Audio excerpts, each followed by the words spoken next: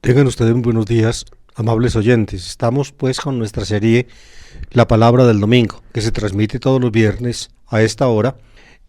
Hemos avanzado bastante ya en el año litúrgico. Estamos en la recta final. Podríamos aplicar este lenguaje de el ciclismo o de la hípica también a este programa. Más bien al año litúrgico. El tiempo ordinario tiene dos secciones, como ustedes saben. Estamos en la segunda, que se prolonga desde después de la fiesta de Pentecostés hasta el comienzo del Adviento, que precisamente es el primer paso en el nuevo año litúrgico. Los domingos o las semanas del año litúrgico del tiempo ordinario son 34. Esta semana nos toca ya celebrar el 25º domingo ordinario, del tiempo ordinario. Es decir, nos quedan faltando 9 semanas para terminar el año litúrgico y dentro de él pues el tiempo ordinario. Las lecturas del tiempo ordinario son tomadas, la primera del Antiguo Testamento, la segunda de una carta apostólica y la tercera de uno de los evangelios naturalmente. En el ciclo C en el cual estamos toca la lectura generalmente del Evangelio de San Lucas. Por tanto, hoy vamos a explicar un texto del Evangelio lucano.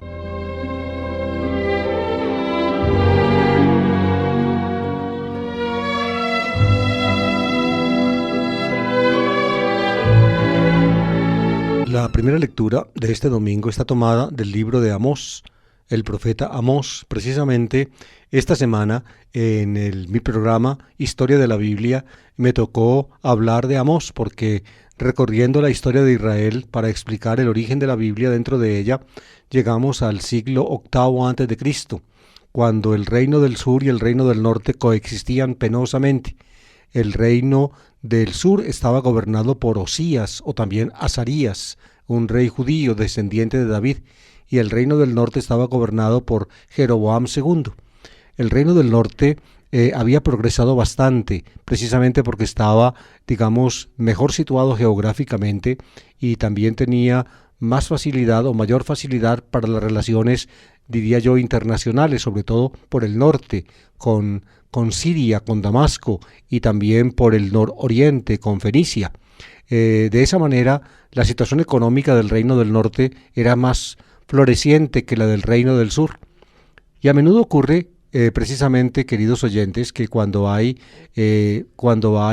auge económico, progresan unos, otros no progresan o progresan demasiado poco, de manera que la brecha entre los ricos y los pobres se ensancha. Eso estaba pasando en el reino del norte cuando actuó el profeta Amós. El libro de Amós, como todos los libros de la Biblia en general, es una composición compleja.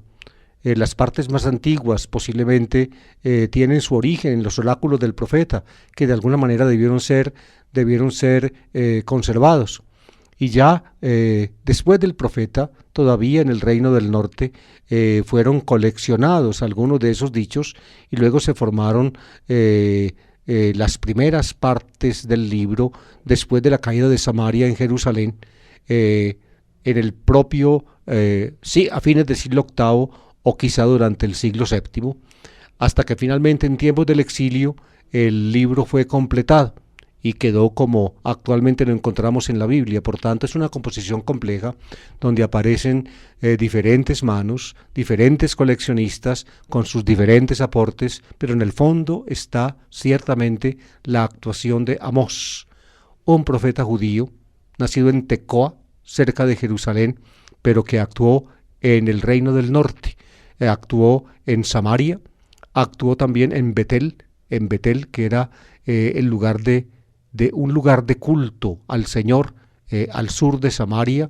cerca de la frontera con el reino judío, no lejos de Jerusalén. Allí tuvo pues el profeta su actuación, y la actuación de él pues versó ante todo con el tema de las injusticias que se estaban cometiendo con los pobres, con los desvalidos, con los miserables. Ese es el tema del libro de Amós. Vamos a escuchar un pedacito del libro de Amós en el capítulo 8. Dice así: Escuchad los que exprimís al pobre, despojáis a los miserables diciendo: ¿cuándo pasará la luna nueva para vender el trigo, y el sábado para ofrecer el grano.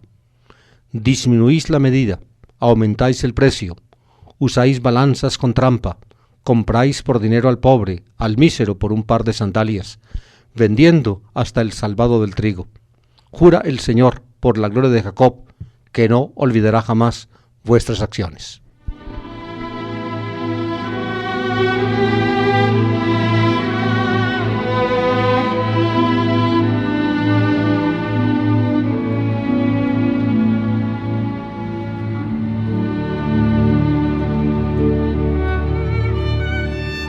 Las duras palabras del profeta se dirigen a los propietarios, a los comerciantes que o producían el cereal o lo compraban a los productores y luego lo vendían, es decir, eran los intermediarios entre los productores y los consumidores, como se suele hablar hoy en día.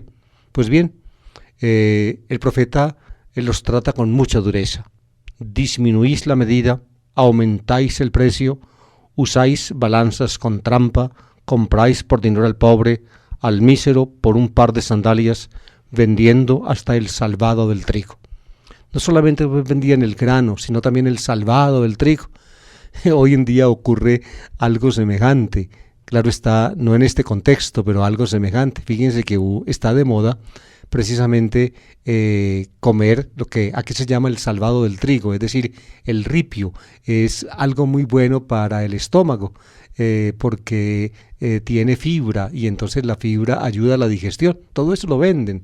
Hay cereales que precisamente traen el salvado del trigo, bien preparado, claro, limpio, arreglado en alguna forma, pero hoy en día se hace. En el tiempo de Amós, evidentemente, esto era una injusticia. ¿Por qué una injusticia? Porque la gente necesitaba comer. El trigo era trillado como se suele hacer con los cereales. La trilla consiste en separar el grano de la paja, es decir, del capacho, como solemos decir nosotros. El cereal que más conocemos nosotros en nuestra región antioqueña es el maíz. El maíz aparece en la mazorca.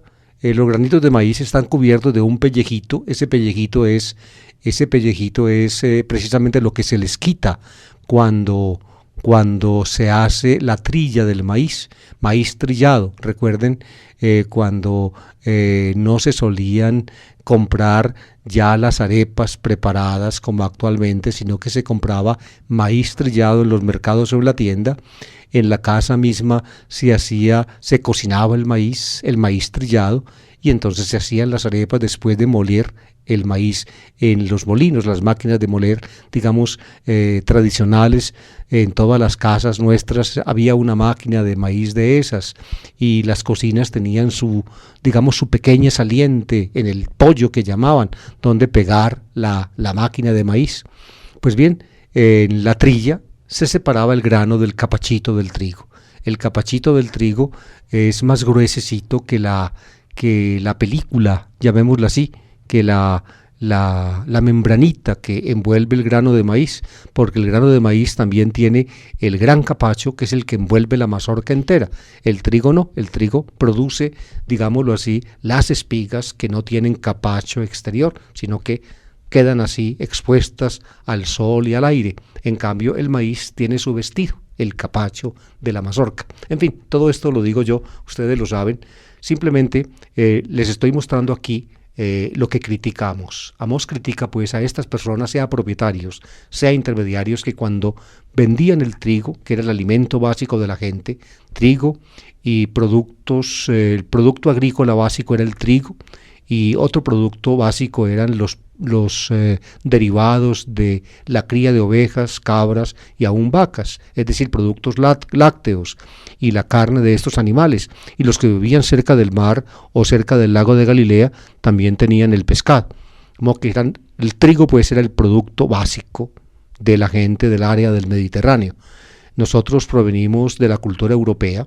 Los españoles son un pueblo mediterráneo, y la comida básica que ellos trajeron aquí era el trigo, pero como aquí no había trigo, entonces rápidamente utilizaron el cereal que se que se tenía entre nosotros, que era el maíz. Lo cultivaban los incas, los chibchas, en el norte, en México también. De esa manera el maíz reemplazó al trigo. Luego empezamos a importar el trigo o a sembrar el trigo en las llanuras altas, en las mesetas altas de las montañas. Y hoy en día pues se produce trigo entre nosotros, pero es mucho más caro producir trigo entre nosotros acá en las condiciones de nuestra geografía que importarlo. Por eso casi todo el pan que comemos, pan de trigo, viene de trigo importado de los países productores, básicamente los del norte, Estados Unidos, Canadá, y del sur, Argentina.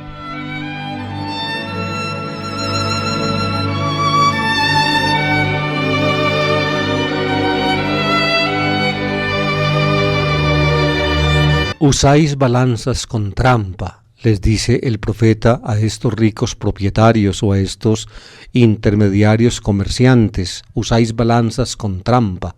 Siempre ha habido ese problema. En las tiendas ocurre a veces lo mismo, queridos oyentes, y ustedes lo saben. Pero tal vez lo más impresionante del pedacito que leímos es este. Compráis por dinero al pobre, al mísero por un par de sandalias. ¿A qué se refiere el profeta?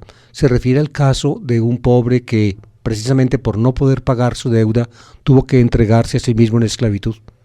De modo que el precio de una persona y de su libertad era el dinero que la persona debía. O a un pobre por un par de sandalias. Había comprado un par de sandalias, no tenía con qué pagar, entonces tenía que trabajar como esclavo o someterse pues a cierta servidumbre hasta el momento en que el que le vendió las sandalias se creía justamente recompensado por la venta que había hecho. Son situaciones, diría yo, tradicionales en la historia de la humanidad, que a pesar de la distancia de siglos hoy también se ocurren.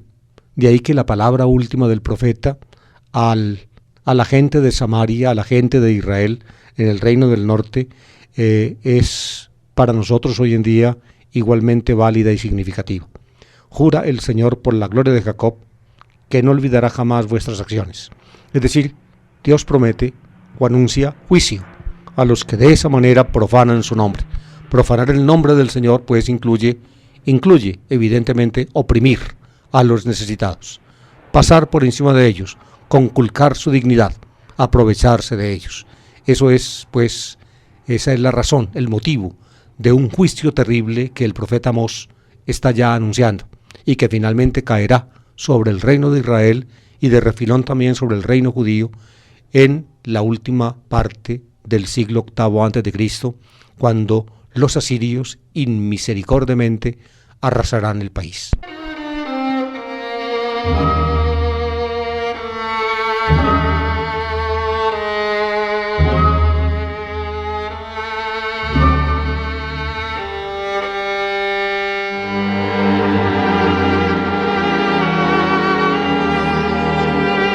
La segunda lectura está tomada de la primera carta del apóstol San Pablo a Timoteo, en el capítulo 2, los primeros 8 versículos de ese capítulo.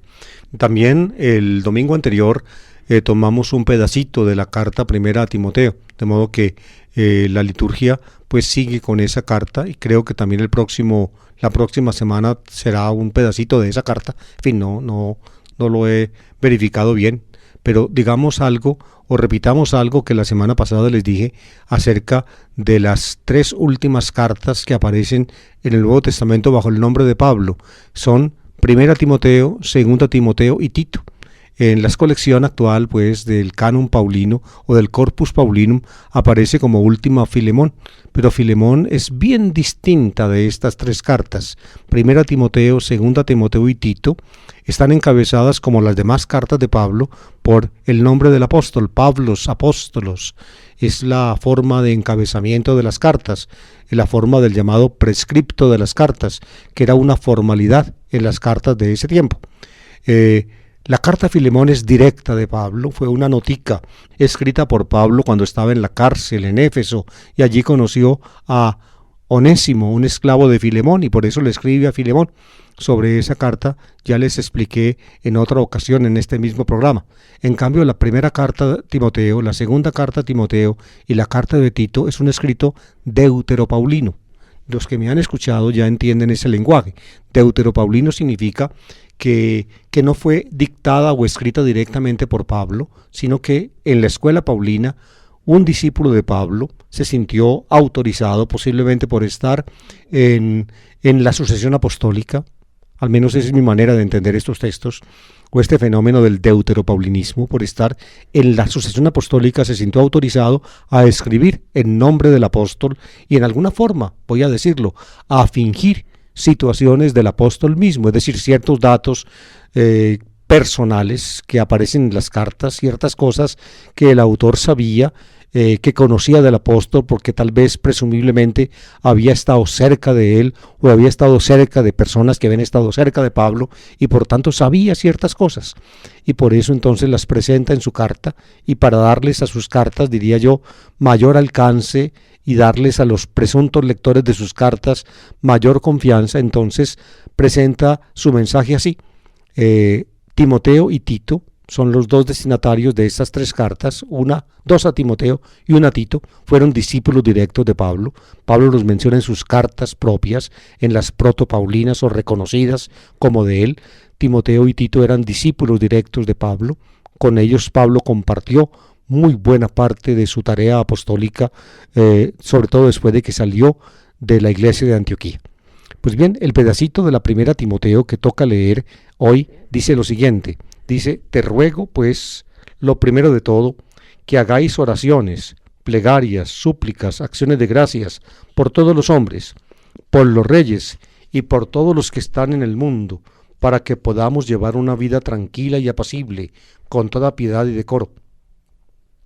Eso es bueno y grato ante los ojos de nuestro Salvador Dios, que quiere que todos los hombres se salven y lleguen al conocimiento de la verdad. Pues Dios es uno solo, y uno solo es el mediador entre Dios y los hombres, el hombre Cristo Jesús, que se entregó en rescate por todos. Este es el testimonio en el tiempo apropiado. Para él estoy puesto como anunciador y apóstol, digo la verdad, no miento, maestro de los paganos, en fe y verdad. Encargo a los hombres que recen en cualquier lugar, alzando las manos limpias de ira y división.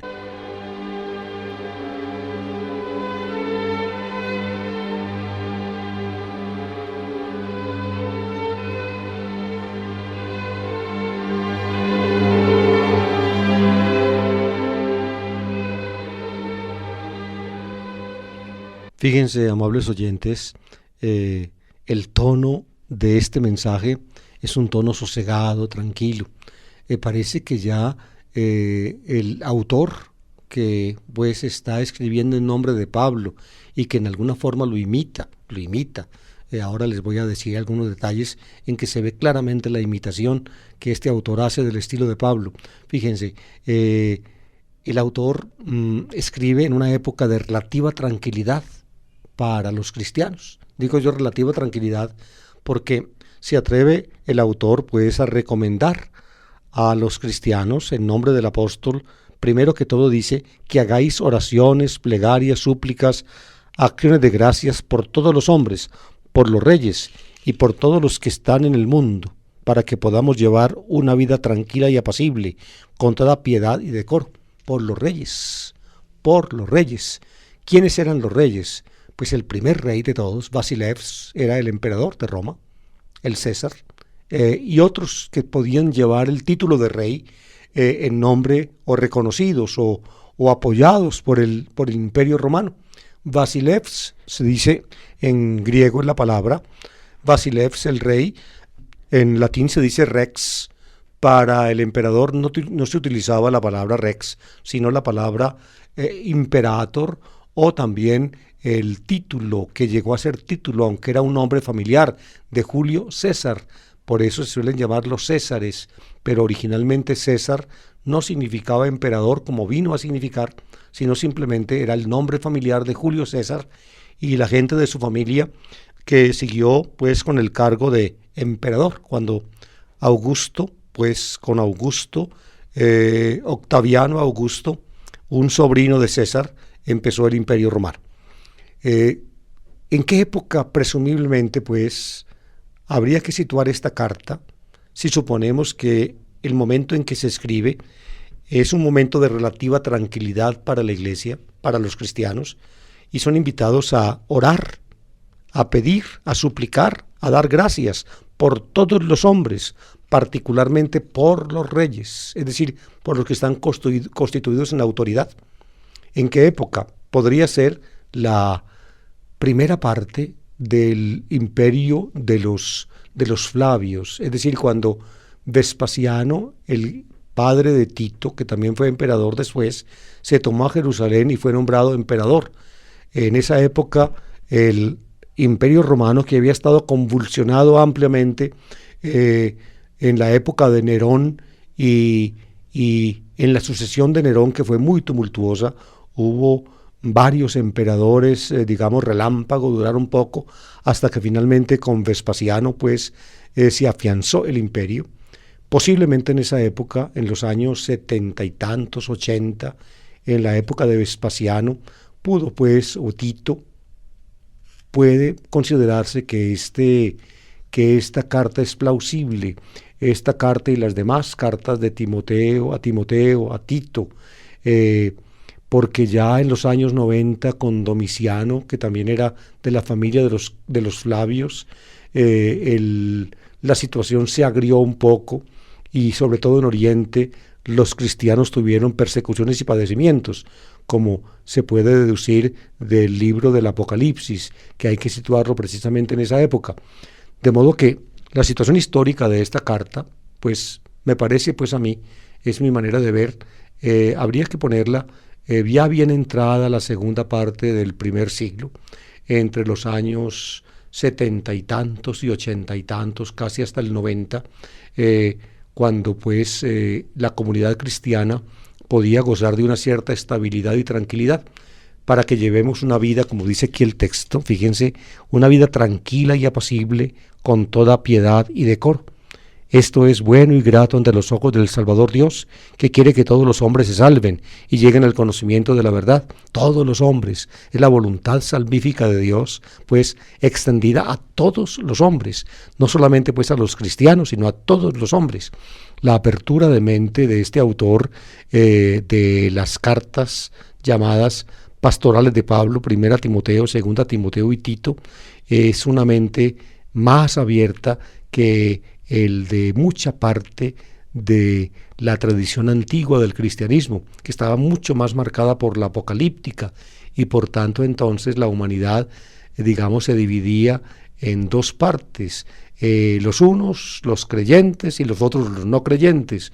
Los creyentes eran hijos de la luz, los otros eran hijos de las tinieblas, y entonces ya estaba prácticamente todo determinado.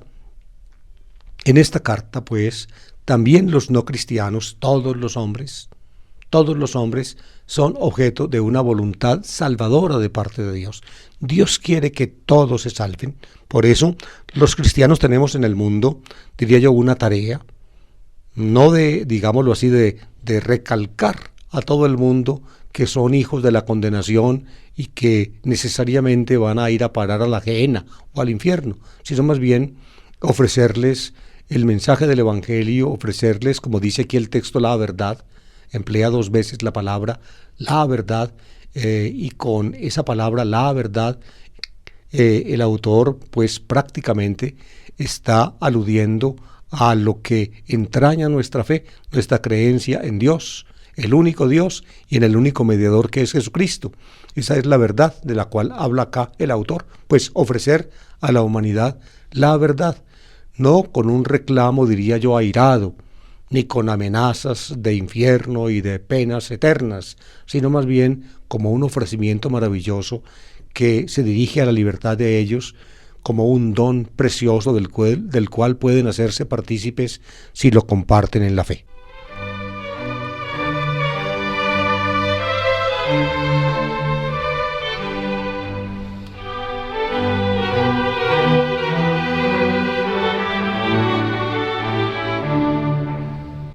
Aquí hay una frase en este punto de la carta, una frase en la cual yo quisiera insistir. Pues Dios es uno, y uno solo es el mediador entre Dios y los hombres, el hombre Cristo Jesús, que se entregó en rescate por todos.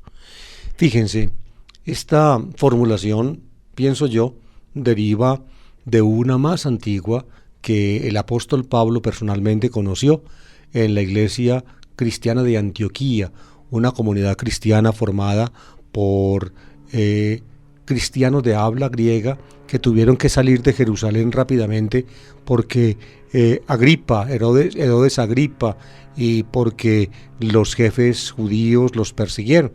Y entonces se regaron por el norte y también por el sur presumiblemente, y llegaron hasta Antioquía, llegaron a Damasco también, llegaron a Fenicia. En Antioquía formaron una comunidad muy importante con la cual se vinculó después Pablo. En el capítulo 8 de la primera carta a los Corintios, Pablo trae una tradición, es testigo de una tradición que representa llamémosla una profesión de fe de la iglesia de Antioquía, que ya tiene estos dos miembros, estas dos partes que aparecen acá en este texto de la primera carta a Timoteo.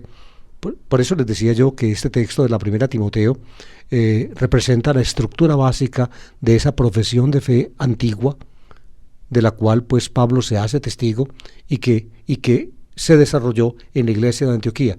El texto de Pablo, 1 Corintios 8:6, si mal no recuerdo, dice así: Eis Theos opatir, uno es Dios el Padre, del cual todas las cosas y todo en orden a él, exutapanta que tapanta is afton, dice el texto griego. Uno es Dios pues opatir, el Padre.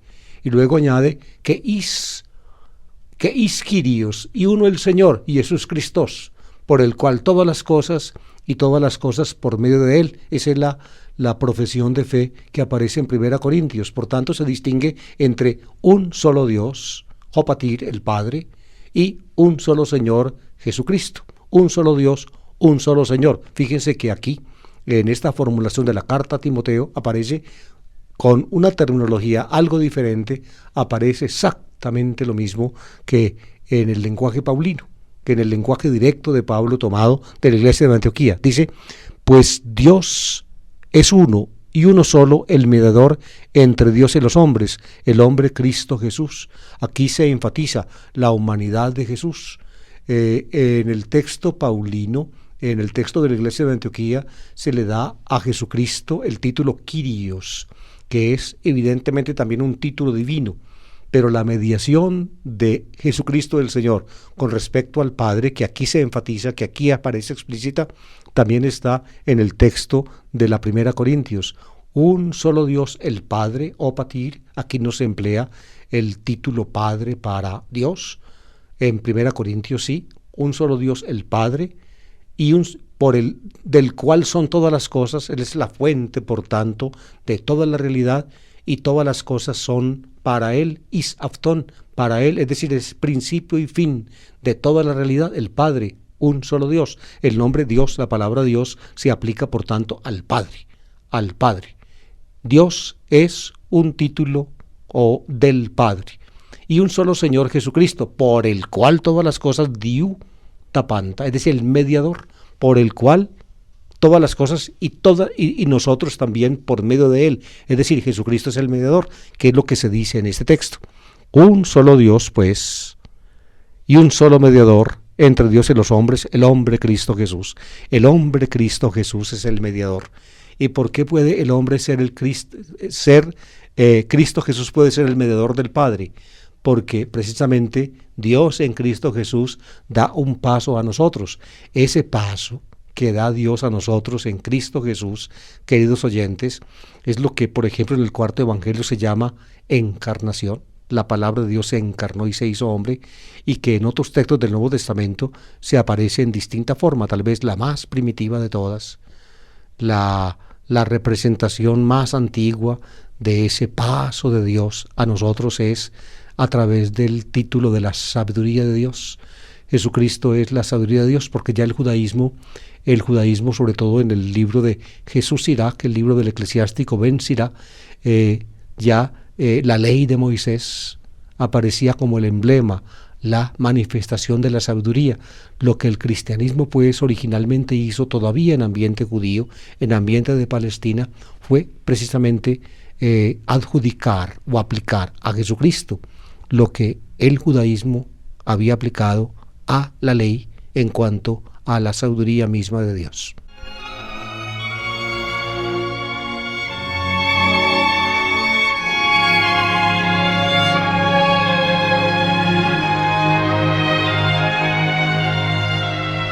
Pues bien, Pablo llama acá, o al autor más bien, digámoslo, para que empleemos un lenguaje crítico, el autor llama acá esta predicación de Pablo testimonio, martirion, es un término que también usa San Pablo. Aquí pues el autor se preocupa por usar términos paulinos. Fíjense, imita una forma, una profesión paulina de fe tomada de la iglesia de Antioquía. Usa el término testimonio, que es de Pablo. Para él estoy puesto como anunciador y apóstol para él, para el testimonio. Eso también lo dice Pablo en sus cartas directas.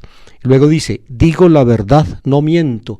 Es una fórmula que emplea Pablo varias veces en otras de sus cartas. Ustedes ven, el autor, por tanto, es consciente de que está en la sucesión de Pablo ante sus lectores como si fuera Pablo. Como si fuera Pablo. Distinguimos nosotros que no es Pablo, porque a pesar de que imita el estilo de Pablo, digamos, el mensaje de estas cartas es un mensaje ya más elaborado que supone que después de Pablo había transcurrido ya un buen tiempo.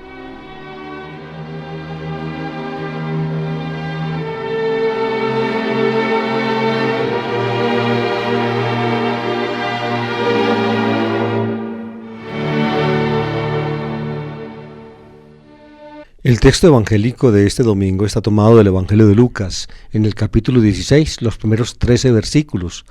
Fíjense, en el capítulo 15, para que tengamos una mirada un poco más vasta, en el capítulo 15 Lucas trata el tema de la misericordia de Dios, del amor de Dios que perdona al pecador y lo acoge. Precisamente el domingo pasado leíamos las 3 parábolas que Lucas presenta o reúne en el capítulo 15, las parábolas de la misericordia. El pastor que busca su ovejita perdida, la mujer que busca la monedita que se le perdió, el papá que recibe al hijo que se había perdido, que se había ido, lo recibe en la casa con inmensa alegría y aún le da a ese hijo ingrato lo que al propio hijo mayor, el fiel, el casero, nunca le había dado. Ese es el capítulo 15, pues, ese es el tema. En el capítulo 16, Lucas cambia abruptamente de tema, porque, y aún de auditorio. Se supone que en el capítulo anterior estaban oyéndolo los discípulos y mucha gente, los fariseos también estaban oyéndolo. En cambio, ahorita aparecen los discípulos directamente, en el capítulo 16, y el tema que en el capítulo 16 predomina es el tema de las riquezas. Para Lucas este tema es muy importante. Lucas lo conoció evidentemente como perteneciente a la tradición que venía desde Jesús.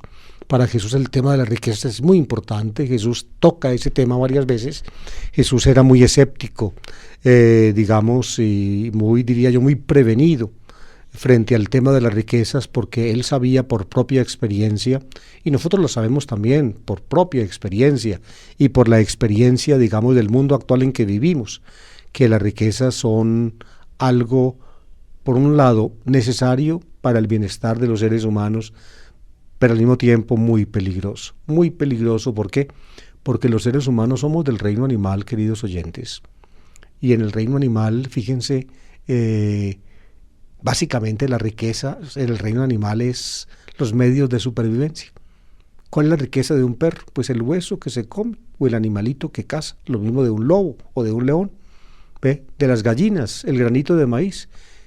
Cuando hay gallinas en un solar y ustedes echan un granito de maíz, todas se precipitan sobre ese granito a ver a cuál de todas le toca. Esa es la cosa. Y son celosos los animales cuando llega una gallina nueva, por ejemplo, al solar, donde están las que han estado siempre. A la nueva no la dejan comer, se les dedican. Cuando se les echa la comida, se preocupan todas las otras de que la nueva, que no pertenece al grupo, no coma. Así es. Esa herencia del reino animal la llevamos nosotros, pero claro está, no simplemente frente a la comida, el medio de supervivencia, sino frente a muchas otras cosas. Somos herederos, pues, diría yo, de la rebatiña, de la lucha por la vida. en el reino animal, y las riquezas pertenecen precisamente a ese complejo. En el capítulo 16, el evangelista reúne materiales que tienen ese cariz, que tocan ese tema. Empieza con una parábola extraña. Yo digo extraña porque el mensaje es un poco difícil de desentrañar. La parábola del administrador tramposo, podríamos llamarlo así, aunque algunas interpretaciones recientes no lo hacen aparecer tan tramposo como aquí, como a primera vista se puede inferir. El administrador tramposo. Se trata, Jesús, pues, para presentar su mensaje se basaba, diría yo, en acontecimientos o realidades de la vida cotidiana. Por ejemplo, habla de cómo se siembra la semilla, de que cuál es la semilla más pequeña y que produce un arbolito grande, en fin, todas esas cosas. O también habla de la mujer que amasa harina para hacer pan, o habla de los pescadores que echan la red y recogen pescado, en fin. Jesús era una persona imaginativa, se dejaba interpretar por la realidad y usaba esas realidades como instrumento expresivo para que la gente pudiera entenderle lo que les quería decir. También entre las cosas que Jesús conoce es, diría yo, las prácticas económicas de ese tiempo. Por ejemplo, el patrón que va a contratar obreros para su viña, o el propietario que se va a ir de viaje y que entonces alquila la viña que posee a unos agricultores con la condición de que le paguen parte de los frutos, de que le entreguen parte de los frutos o lo que los frutos representan, lo que los frutos valen. ¿Ven? Son cosas que Jesús conocía. Aquí habla Jesús de unas realidades económicas, digamos, que lo sorprenden un poco a uno. ¿Por qué? Porque el mensaje es, como les decía, un poco difícil de desentrañar. Escuchen y verán el texto.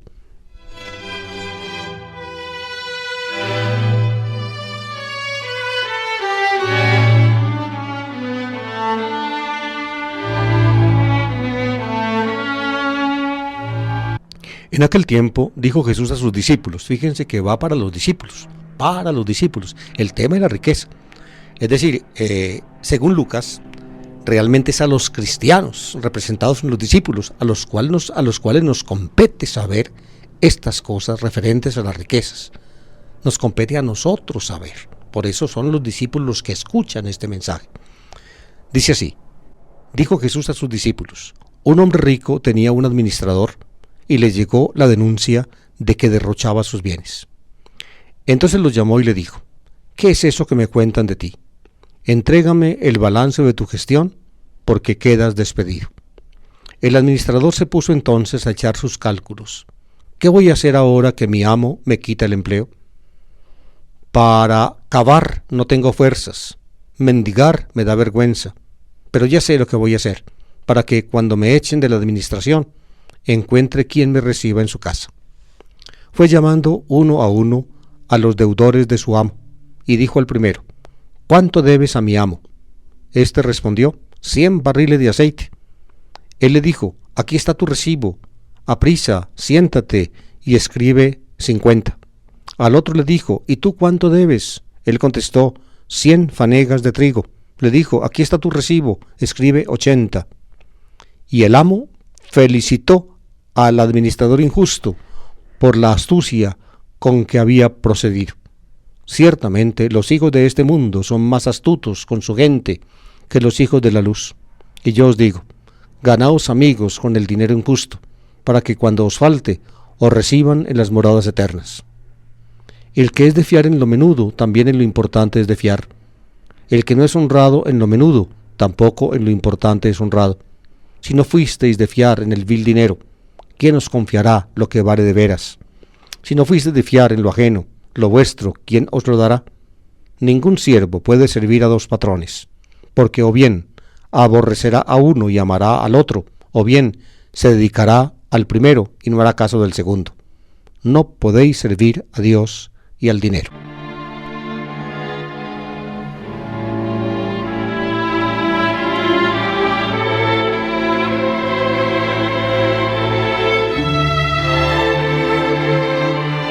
puedo entrar en esta explicación en pormenores críticos acerca de la parábola porque pues se me haría demasiado, sería un tema muy largo. Pues bien, la dificultad empieza por decir hasta dónde llega la parábola. Fíjense que la parábola, Jesús está hablando de la historia del administrador y de pronto cambia de tema y empieza a hablar de otras cosas. Cuando se habla de la parábola del administrador, aparece una conclusión en que se dice, ganaos amigos con el dinero injusto. Es decir, la riqueza, aún la injusta, tiene algo de bueno. Uno tiene que ganarse amigos con ella. De modo que se le reconoce a la riqueza algo de bueno. Pero al final, fíjense, se dice todo lo contrario, se dice una cosa opuesta. Se dice, no podéis servir a Dios y al dinero. Es decir, aquí se reúnen materiales provenientes de Jesús el mismo Lucas pues los va reuniendo, los va juntando, pero él mismo, digamos, no logra una síntesis que a la persona que lee o que escucha le queden las cosas, digamos, claritas, claritas en la cabeza. Por eso es un texto complicado. Dediquémonos a la primera parte del texto, que es la historia que cuenta Jesús acerca de este hombre rico, que seguramente se fue de viaje, tal vez al extranjero, y tuvo que dejar a uno de sus criados, a uno de sus esclavos, encargado de su hacienda. Eso solía ocurrir en esa época. La gente rica no se quedaba en Palestina permanentemente porque allí había amenazas y dificultades como ahora. Los ricos que tengan finca o que tienen finca, para que no les secuestren, rara vez van a ella y ponen a un mayordomo o a un administrador y de vez en cuando pues aparecen por allá sin avisar para que no los estén esperando en cualquier recodo del camino para secuestrarlos. En ese tiempo ocurría algo parecido, tal vez no secuestros, pero sí ocurrían cosas parecidas. Pues bien, el administrador, que tal vez se había criado desde niño en la casa del dueño, tenía la confianza de él lo dejó. Vea, hombre, manéjeme usted esto y de vez en cuando me rinde cuentas. Pues bien, resulta que estando lejos el dueño, le llegó la noticia, no faltan chismosos. Le dijo, vea, ese fulano que usted dejó administrando la finca, que administrando la empresa, le está robando, está actuando mal. Y entonces el hombre quedó confundido y lo llamó y le dijo, pues por aquí lo llamo porque me llegó este cuento de usted. Hágame el favor y me da el balance de lo que ha hecho. Me muestra todos los recibos y todas las cosas, porque ya le voy a quitar el puesto de administrador. Administrador se dice en griego ikonomos. Ikonomos viene de la palabra ikos, que es casa, y nomos, que significa ley. Ikonomos, economía, de ahí viene nuestra palabra castellana, economía. Ustedes ven que la raíz griega de la palabra economía es palpable. Ikonomos, el administrador. ¿Qué es la economía? Es la ciencia o el arte, no sé si será ciencia, de administrar los bienes materiales, la economía, economos. Pues bien, entonces cuando el administrador se vio pillado, que el patrón, pues, que el amo, sabía lo que estaba haciendo, dijo, ¿qué voy a hacer? Este hombre ya me echó, yo no soy capaz de trabajar materialmente. Aquí dice cavar, es decir, abrir huecos en la tierra, cavar, y lo otro que me quedaría por hacer sería mendigar, y me da vergüenza. Es decir, ni para trabajar materialmente tengo fuerzas, y para mendigar, no, yo no soy para eso, yo me he criado en otra forma, no. Y entonces se puso a pensar qué iba a hacer, y encontró la solución. Pero la solución que encontró, digamos, le iba a traer al patrón más daños al final que los que les había hecho antes. ¿Ven? Porque antes pues estaba malbaratando los bienes y ahora con la solución que encontró pues le va a hacer todavía más daño. Entonces ponen dos ejemplos de lo que este administrador hizo. Llamó uno por uno a los que le debían a su patrón. Él llevaba los libros, él mantenía el balance, es decir, las cuentas. Y le dijo al uno, vea, ¿usted cuánto le debe a mi patrón? Y el hombre contestó, pues yo a su patrón le debo 100 barriles de aceite. Batos, bat en hebreo, es una medida de 36 litros. Imagínense ustedes toda la cantidad de aceite que debía el hombre. 100 barriles de aceite, aquí dice barriles, en el texto en hebreo dice batos. Batos, el griego toma esa palabra del hebreo, la heleniza, 100 barriles de aceite. Entonces el administrador le dice, pues vea, aquí está el recibo, calladito, en 4 ojos, los 2 suyos y los 2 míos. Borre el 100 y ponga 50. O puedes también ser, haga otro recibo, tome otro recibo, donde ya no diga 100 sino 50. Y así entonces la deuda de ese hombre quedó en la mitad. Luego llamó a otro, el segundo ejemplo, y le dice, ¿y usted cuánto le debe a mi patrón? Y él contestó, pues yo le debo 100 fanegas de trigo. Fanegas de trigo. Cor es la medida hebrea. Cor, un cor son 1000 bat. Imagínense ustedes, hay que multiplicar por 1000. La deuda era grandísima. Pues se la rebajó también, se la rebajó menos, porque como era tanta, entonces no la quiso poner a la mitad. Digo, vea, siéntese, aquí está el recibo suyo, y escriba, en lugar de 100, escriba 80.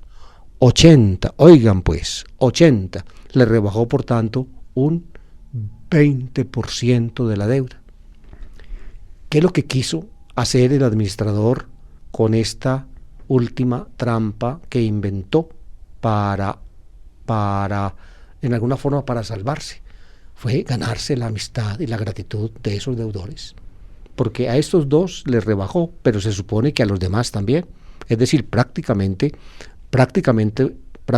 destrozó la contabilidad y hizo un libro nuevo de contabilidad, un libro del debe. El debe quedó completamente trastornado, y de esa manera los deudores del patrón quedaron con una deuda sensiblemente menor a las que tenían antes.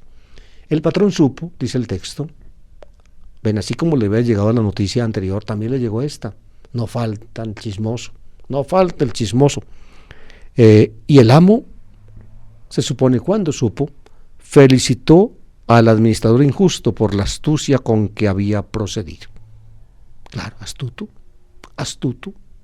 muy astuto. ¿Por qué? Porque haciendo lo que hizo, preparó para él una salida en esta aporía, en este callejón, en esta encrucijada en que estaba. Me van a echar, voy a tener que coger asadón y pala a trabajar, yo no soy capaz. O voy a tener que coger tarrito para ir a pedir limosna, tampoco soy capaz. ¿Qué hago? Me voy a ganar amigos, perdonándoles a los deudores de mi patrón parte de la deuda. Y el amo lo felicitó. ¿Es el patrón el que lo felicita? ¿Por qué lo felicita? ¿Por tramposo y por sinvergüenza? No, por astuto. Y por eso entonces, fíjense, a esta parábola se le añaden unos dichos que explicitan este mensaje. Dice el primero, ciertamente los hijos de este mundo son más astutos con su gente que los hijos de la luz. Ahí está el primer dicho, los hijos de este mundo, es decir, la gente del común. En este caso, un administrador de una finca o de una pequeña empresa, son más astutos con su gente que los hijos de la luz. Este es un llamamiento a que los hijos de la luz, nosotros, sepamos manejar nuestros asuntos terrenos en una forma tal que nos dispongamos a una rendición de cuentas que se avecina. Es decir, sepamos vivir la vida con astucia, es decir, en nuestros negocios de este mundo, preparemos el balance final que se nos exigirá en el momento oportuno. Los hijos de este mundo, tu eonos tutu, dice el texto de Lucas, es una expresión de la apocalíptica del judaísmo del tiempo de Jesús, son más astutos con su gente que los hijos de la luz, y fotos, hijos de la luz se llamaban a sí mismos los miembros del grupo de Qumran, posiblemente esenios. Los demás, todos los que no eran del grupo de ellos, los llamaban hijos de la luz. Hijos de las tinieblas. Ellos eran los de la luz, Bnei Or. Los demás eran Bnei Hoshech, hijos de las tinieblas. Para esos ya no había salvación. Pues bien, si un hijo de las tinieblas o un hijo de este mundo es tan astuto que ante el despido que va a sufrir de parte de su patrón, busca salida y busca para él una posibilidad de sobrevivir. Si un hijo de este mundo lo hace, pues un hijo de la luz debe también buscar, digamos, en este mundo salidas, porque el balance final se aproxima. Aquí tienen ustedes y luego se añade otro dicho, y yo os digo, aparece, digámoslo así, recalcado al final, en boca de Jesús, y yo os digo, que ego, lego y min, dice el texto, ganaos amigos con el dinero injusto, mamona dis adiquías, dice el texto, es una expresión hebrea con el dinero injusto, mamonastis adiquías, es decir, el vocabulario que se emplea en esta historia remonta a Palestina, no es una historia, digamos, que se haya inventado en suelo griego para aplicársela a Jesús, sino que proviene de los primeros grupos cristianos de mente judía que transmitieron la palabra de Jesús, ganaos dinero, ganaos amigos con el dinero injusto, para que cuando os falte os reciban en las moradas eternas. Es decir, que con los bienes de este mundo, Jesús los llama mamonás tisadiquías, es decir, finalmente todo dinero tiene cierta injusticia, porque finalmente el dinero es una representación, diría yo, de lo que realmente vale. Una manzana, ¿cuánto vale? Una manzana vale, digamos, 1.000 pesos. Entonces usted da un billete de 1.000 pesos, le dan la manzana. ¿Qué es lo que realmente vale? La manzana, no ese papel o esa moneda, la manzana. De modo que en alguna forma siempre el dinero, que es una representación de lo que realmente vale, hay cierta injusticia. Hay cierta injusticia se adivina allí adentro. Pues bien, ganaos amigos con el dinero injusto para que cuando os falte os reciban en las moradas eternas. Es decir, uno tiene que saber manejar, diría yo, con justicia, con rectitud, con claridad, astutamente, para que empleemos el lenguaje de la parábola, astutamente los bienes de la tierra, para que finalmente nos abramos campo hacia la eternidad. Saberlos manejar. ¿Cuál es el manejo que hay que darles? Pues ustedes mismos lo saben. La generosidad, el compartir, el ayudar, el gastar amor por los demás, el no dejar a nadie con necesidad, pudiendo nosotros brindarle apoyo y ayuda.